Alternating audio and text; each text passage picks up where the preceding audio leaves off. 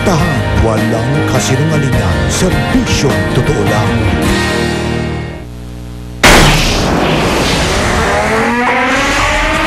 Saksihan! 127 OFW na naipit sa gulo sa Libya. Nagbalik bansa ngayong araw. 1,500 OFW sa Libya, inaasahang maililikas na patungong Greece bukas sakay ng inupahang cargo vessel ng gobyerno ng Pilipinas. Hanggang 2 piso kada litrong dagdag presyo sa gasolina at diesel ipatutupad simula bukas ng umaga. Mga biktima ng human rights violation noong rehimeng Marcos nakatanggap na ng $1,000 na kompensasyon. Pero Congresswoman Imelda Marcos iginiit na hindi sila dapat magbayad dahil wala raw silang nilabag na karapatang pantao. Para iwas cybercrime, pagpaparehistro ng mga laptop isinusulong. Natalie Portman at Colin Firth itinanghal na Best Actress at Best Actor sa Oscars. Best Short Film sa Live Action category na panalunan ng pelikulang iproduce ng 3 film.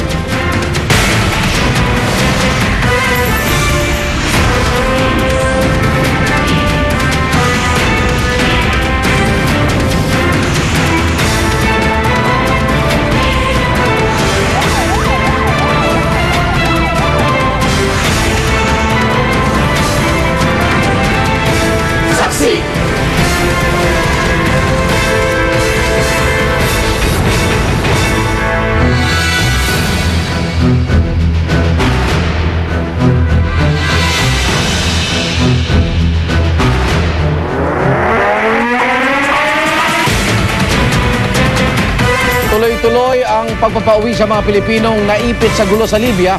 127 ang nagbalik bansa sa buong maghapon. At dumating na rin ngayong gabi ang 9 na iba pang Pilipino, ang pinakahuling batch na umuwi ngayong araw. At live mula sa NAIA, saksi si Joseph Morong. Joseph.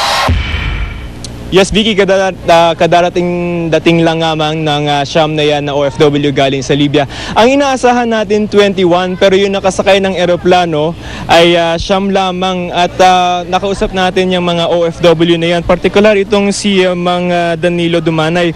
Kaya nabawasan sila ng bilang ay dahil hindi daw nakakasakay yung ibang mga Pilipino dun sa mga nakaschedule nilang eroplano. Ang nangyayari pala, Vicky Arnold, no, yung mga may kumpanya na may repatriation plans, sila yung nag-schedule ng mga tickets at pupunta sila sa Egypt para doon sumakay. Ang problema, sabi ni Mang Danilo, yung ibang mga Pilipino naghahanap ng mga DFA officials doon sa Egypt para man lamang asistehan sila, pero wala daw namang silang nakikita mga staff ng DFA. Ang kwento nga ni Mang Danilo ay yung mga na-stock doon ng mga OFW ay walang kinakain at nag-aabang ng flight na lamang sa Egypt. Narito yung kanyang panayam. Kanya-kanya. Doon lang sila nakaigado sa ano. Matagal pa yung flight? Hindi matagal pa sila doon. Walang, kasi sabi nila may mag-aasikaso, wala. Kasi nung nandun kami sa set, tumawag kami sa embassy ng Tripoli, sabi nila may mag-aasikaso dyan, isasalubong sa inyo. Ang tugon daw ng embahada natin dito ay kulang daw yung staff natin para mag-asikaso dun sa Egypt. That's according to them, no? Vicky Arnold, ito na yung ikapito at huling batch ng mga OFWs na dumating ngayong araw galing sa Libya. Buong araw matyagang nagbantay ang mga tauhan ng Overseas Workers Welfare Administration o OWA sa NAIA Terminal 1 para salubungin ang mga nagsisibalik nating kababayang mula sa Libya. Pasado alas 10 ng umaga na may dumating na isa sa kanila sakay ng Gulf Air. Bandang 1:30 ng hapon naman nang may dumating na 41 OFW sa 33 OFW naman pasado alas 3 ng hapon. Pagkagat ng alas 4, 3 batch muli ang dumating, 7 OFW nitong alas 4 ng hapon, 41 OFWs pagkalipas ng 15 minuto at 4 pang OFW pagsapit ng 4:45. Sa kabuuan, Arnold, Vicky, meron tayong 136 na OFWs na umuwi ngayong araw galing sa Libya Bukas ay may nakaschedule na 86 pa over the course of the day. Pero yung 180 na mga Pilipino galing Libya na nakaschedule sana bukas ay according to NAIA and OWA ay na-delay ng 24 oras. So hindi bukas at kinabukasan pa sila. The day after tomorrow pa sila darating. Live mula rito sa NAIA, ako si Joseph Morong, ang inyong saksi. Umupa na ng barko ang gobyerno para sa evacuation ng mga kababayan natin sa Libya. Personal na ring tumutulong ang ilang opisyal ng DFA. Sa kabila ng tensyon sa Libya, nanindigan si Pangulong Noynoy Aquino na di pa rin niya kailangan ng emergency powers. Darito ang report.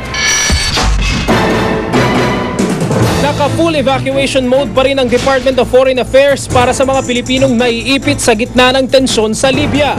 Bukod sa pagpapauwi sakay ng mga eroplano, umupa rin ang gobyerno ng cargo vessel para sa evacuation.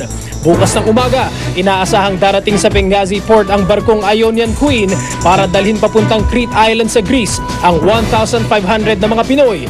Hindi na binanggit pa ng DFA kung magkano ang upa nila sa barko. More than the price, gusto sana natin to tingnan na kailangan natin gagawin para po mailigtas yung buhay po na nakasalalay doon. Sa bilang ng DFA, mahigit 2,000 OFW na ang nakalabas ng Libya, kabilang ang mahigit 900 na kanina lang nakatawid ng border. 15,000 OFW raw ang target ng DFA na mapabalik ng Pilipinas. Kaya naman nananatili muna sa Libya si Undersecretary Esteban Conejos. Mauuna nang babalik si Foreign Affairs Secretary Albert Del Rosario na nanguna sa paglilikas ng mahigit 500 Pinoy sa Tripoli patawid ng Tunisia. Nasa Libya rin si Undersecretary Ricardo Endaya na nangangasiwa sa Quick Reaction Team para sa repatriation sa susunod na 6 na araw. Sa ngayon, nasa halos 4,000 na raw ang nagpatala para sa voluntary repatriation. Nananawagan ako sa lahat ng Pilipino dito sa Libya na na please contact the Philippine Embassy immediately for your voluntary evacuation. Nananawagan din ng DFA sa employers na tuparin ang nakasaad sa kontrata ng mga OFW sa Libya na sila ang maglilikas sa mga empleyado kapag nagkagulo gaya ng nangyayari ngayon. Ako, magre-reckoning to later on kung papaano. Hindi ito titigilan kasi may obligation nga po na sila na dapat ilikas. Si Pangulong Aquino naman nanindigang hindi pa kailangan ng emergency powers para tugunan ang mga epekto sa atin ng gulo sa Libya. I made to understand that there is substantial funds with OWA that can be utilized for this purpose. Para sa saksi, Cedric Castillo, nag-uulat.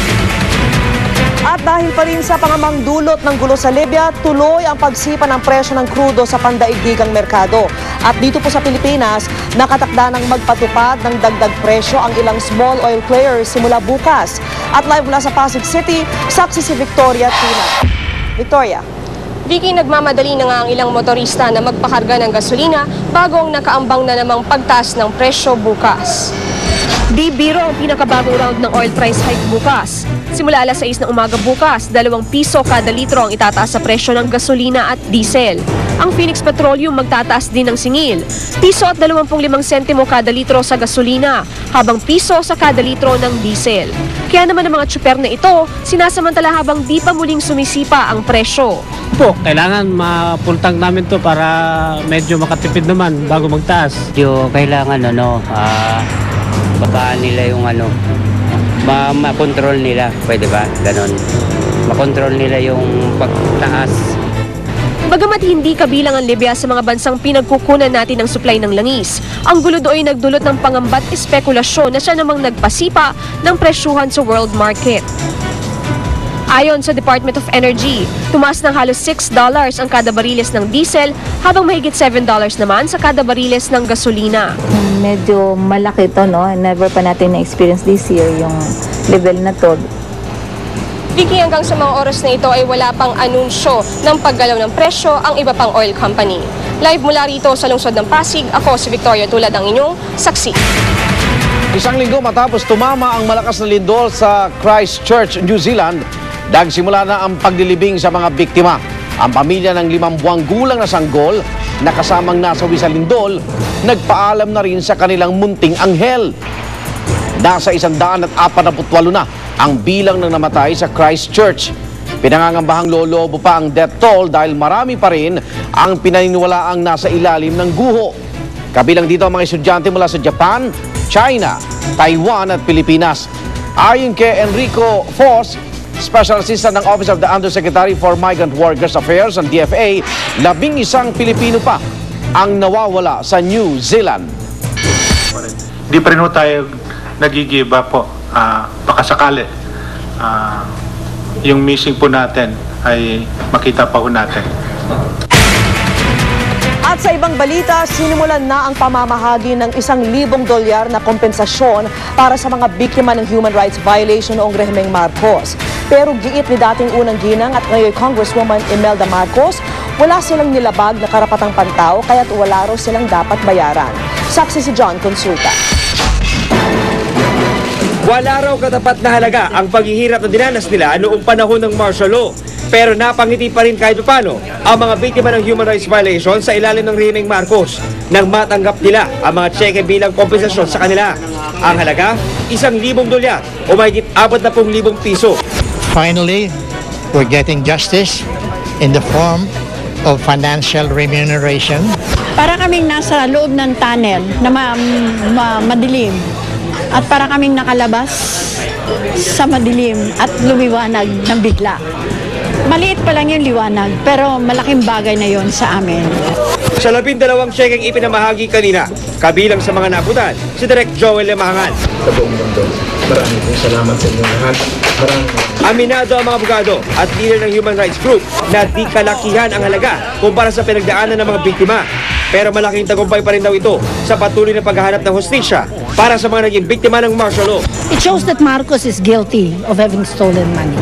Because the money that will be distributed is part of his stolen money, which he gave to his cronies. Umaasa rin daw silang matatagdagan pa ang settlement. There are many sequestered and unsequestered Marcos properties here in the Philippines. They could be used to provide compensation. Kaya naman masama ang loob ni dating First Lady at ngayon Congresswoman Imelda Marcos na patuloy na ginigit na wala silang nilabag na human rights violation kaya wala silang dapat bayaran. This is a matter of business na ito. In 20 years, this is the number of human rights violation, and in 6 years, much more human rights. And we did not have a Menjola massacre. Kasi Imelda, talagang mag-sorry na lang siya sa mga biktima. Beginning with the 169 souls na nakabuong pa ngayon sa Film Palace. Bukod sa mga naabutan ng cheque ngayong araw, hindi bababa sa 700 pa ang makakatanggap sa Metro Manila. Sa mga susunod na linggo ay pupuntahan naman ang mga biktimang nakabase sa probinsya. Ako si John Consulta, ang inyong saksi. Sa iba pa ring balita, naghahanda na ang Kamara para maituloy bukas ang impeachment proceedings laban kay Ombudsman Merceditas Gutierrez. Pero si Gutierrez umapila sa Korte Suprema na baligtarin ang naunang desisyon na payaga ituloy ang impeachment hearings. Saksi si Jamie Santos. Sa bispiras ng paggulong sa Kamara ng impeachment complaint laban sa kanya, inihabol ni Ombudsman Merceditas Gutierrez ang isang motion for reconsideration para harangin ang impeachment proceedings laban sa kanya. Ang kanyang inaapela ang tuluyang pag-dismiss ng Korte Suprema sa impeachment complaint na inihain ng Akbayan at Bagong Alyansang Makabayan. Katwiran ni Gutierrez, dapat ituring na dalawang impeachment proceedings ang mga reklamo ng dalawang grupo na bawal daw ayon sa konstitusyon. Sa kabila ng paghahain ng MR ni Gutierrez, tuloy-tuloy pa rin ang paghahanda ng Kamara para sa pagdinig. Inaasahang pagbobotohan nila bukas ang sufficiency ng grounds for impeachment. Giit ng Kamara, binigyan daw ng Justice Committee ng sapat na panahon si Gutierrez para sagutin ang mga reklamo laban sa kanya pero hanggang sa ngayon, hindi raw ito sumagot. If she fails to submit within the day or at the latest before the hearing tomorrow morning, we will enter general denial on her behalf. In effect, she waives her right to answer. Impeach Mercy now! Impeach Mercy now! Kanina may pasulyap na protesta ang ilang militanteng kongresista para sa kanilang pagkilos na ikakasabukas sa harap ng tanggapan ng Ombudsman. Ako si Jamie Santos, ang inyong saksi. Saksihan mamaya, mga tigre, pagong, imported na pusa at sawa na nailigtas sa nasunog na bahay sa Quezon City, kinumpiska ng DENR. Magpaparehistro ng laptop, itinanukala bilang kampanya kontra cybercrime. At short film na produce ng 3 film, kabilang sa nagwagi sa Oscar. Huwag bibitiw! Sama-sama pa rin tayo magiging saksi.